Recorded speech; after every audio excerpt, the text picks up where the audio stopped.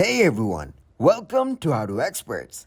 In this video, I will show you how to change the region in Valorant. To start, open Google and search for Riot Support. Here, open the link support.riotgames.com. Click to open this link. On scrolling down, you will see Valorant game here. Click to open it.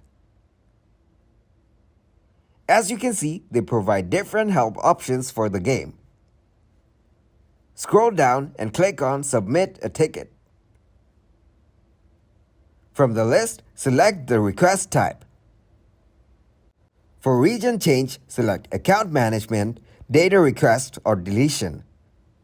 After that, you need to sign in to continue the process. Here, type your subject as Account Region Change. It will show you a number of related articles. Then, add description. After that, add inquiry as need help changing region, region of residence, country assigned to account. Provide your login details and click on Submit.